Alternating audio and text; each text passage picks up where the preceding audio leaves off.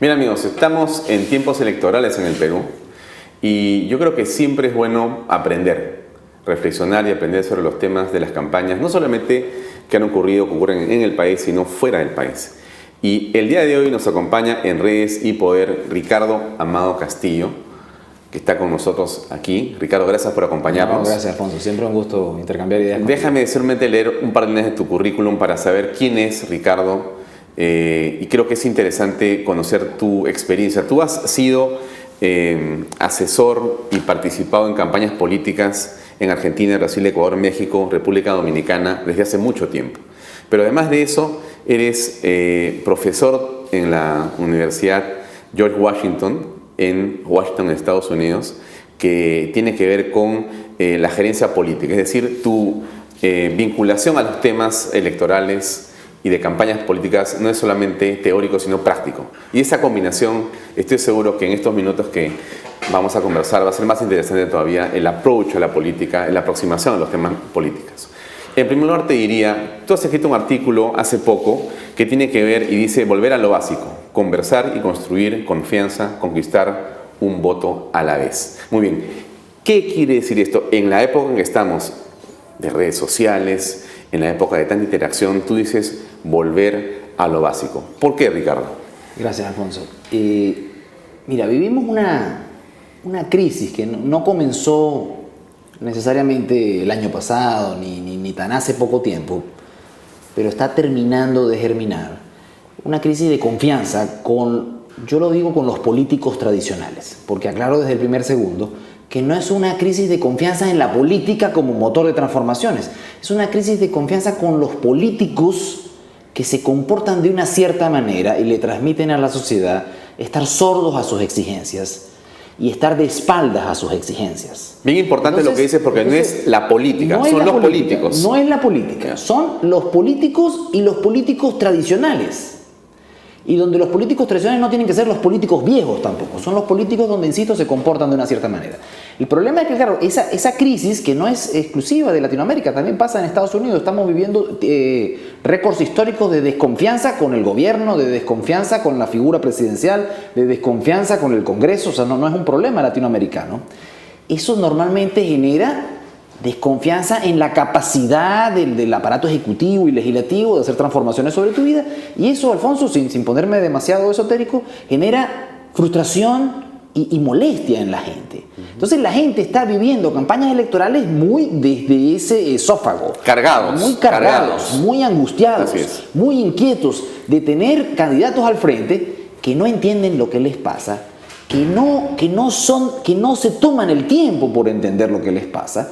Y ahí es cuando yo escribo este artículo, que es sencillamente una apelación, una metáfora que tenemos que volver al abrazo, tenemos que volver a escuchar a la gente. No quiere decir, volver a lo básico no quiere decir que vamos a hacer las campañas como las hacíamos en el pasado. Hace 10 o 20 años, así no. Para nada. Volver a lo básico tiene que ver con salir a conversar con la gente, con que tenemos que reconstruir un vínculo emocional que nos permita pedir el voto de manera efectiva. Y esto aplica a las redes sociales, y aplica al puerta a puerta, y aplica a cualquier vehículo que tenemos dentro de las campañas.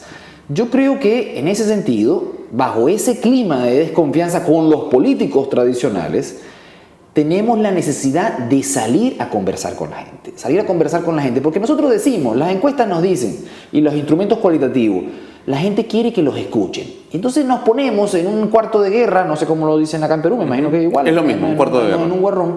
Y dicen, la gente está clamando que los escuchemos. Bueno, salir a escucharlos es sencillamente salir a escucharlos, porque nos ponemos demasiado inteligentes a veces. Y salir a escucharlos, ir, tocar la puerta, señor Alfonso, ¿cómo está? Mire, vengo del partido, vengo de tal campaña, o vengo del gobierno, si fuera el caso en algún momento.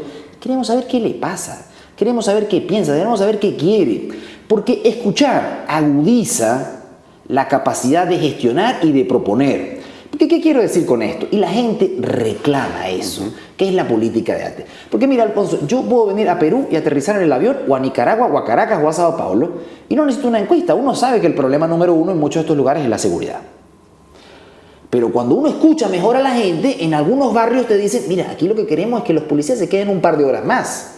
En otros lados te dicen, pero cuando los escuchas de verdad te dicen, pero esto es difícil. Y en otros lados te dicen, lo que nosotros queremos es que pongan más luces en las canchas deportivas.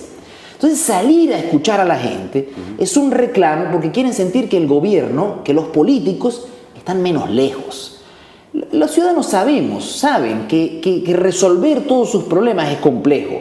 Solo están demandando que no haya oídos sordos del otro lado. Ahora, Ricardo, hay un tema que se plantea aquí en el país, pero también se plantea en todos los escenarios políticos electorales. Es la presencia de los consultores políticos que vienen a aparecer en los momentos en que se está empezando a construir la candidatura y son para algunos una suerte de salvadores, ¿no? Entonces yo me traigo o al más caro o al que tiene más campañas ganadas y con eso ya gané. O sea, mi primera carta de presentación es el tamaño de mi consultor, el precio y el ticket que he pagado por mi consultor. Bueno, ¿cómo aprecias tú este proceso, este mercado de las campañas electorales y qué vinculación tiene en realidad con el resultado final? Yo diría un par de cosas muy rápidas. La primera es que hay consultores que yo sí creo que definitivamente aportan, complementan, enriquecen, porque su trabajo es ese. El consultor no gana la campaña la gana o la pierde el candidato y su equipo. Muy importante subrayarlo. Yo no creo que el consultor gana la campaña. El consultor apoya, enriquece y puede ser un aporte extraordinario en momentos, con una visión externa y a veces inclusive muy metido en la cocina. Eso me lleva a pensar, porque quiero pasar rápidamente de esta aclaratoria, que es la que creo más sustantiva, es que en este sentido de volver a lo básico, de nuevo, Alfonso, se está reclamando volver a la política. La gente está reclamando política de verdad, políticos que sepan lo que quieren, políticos que transmitan, que tienen una idea de lo que quieren hacer, lo cual no quiere decir que las campañas únicamente se basan en las propuestas. Pero la gente está esperando individuos con convicciones. Mira, yo he visto en varios países, de nuevo, focus groups, donde los ciudadanos a veces dicen, mira, ese candidato o ese presidente o ese alcalde o ese gobernante, a mí no me gusta este tema y este tema y este tema y estas posturas, pero me gusta que tiene convicciones. Y volvemos al tema de la confianza. La gente está reclamando individuos con convicciones. Al menos eso es una parte de mi lectura. Credibilidad, ¿no es cierto? Confianza, compromiso con los temas que a la gente le importan. Porque volviendo al tema de los consultores y de los instrumentos que tenemos en campaña, las campañas no se ganan con encuestas. Porque de nuevo, ¿para qué vamos a hacer una encuesta? El problema es la seguridad. Tú y yo nos vamos mañana en un avión a cualquier país de Centroamérica y el problema es la seguridad. Hacer una encuesta para eso es perder el dinero. Ese no es el punto. Y no es tan fácil ganar una campaña como que uno dice, yo voy a ser el hombre de la seguridad. El problema es transmitir credibilidad alrededor de ese problema y de muchas otras expectativas y necesidades de los ciudadanos. Mira, yo creo que así como dijimos que hay un problema de confianza, hay una gran oportunidad. En términos de que hay un grupo de políticos que yo creo que sí está entendiendo el momento. Está entendiendo que hay que salir a la calle a conectar de nuevo con la gente, con instrumentos que yo los llamo metafóricamente volver a lo básico, pero sobre todo transmitiéndole, yo lo llamo un hambre al individuo, un deseo. Un entusiasmo también. Un entusiasmo por yo quiero trabajar para ti. Y transmitiéndole, a mí me interesa de verdad transformar tu día a día. Yo quiero ser presidente o yo quiero ser candidato porque de verdad me importas tú. Si el candidato no es capaz de transmitir eso, no importa lo que diga el asesor, no importa lo que haga la publicidad, no importa, porque en estos momentos la crisis de la confianza también tiene que ver inclusive con la publicidad. Claro. Ricardo, quiero hacer énfasis en el tema de las herramientas, de los instrumentos de los que tú te has referido.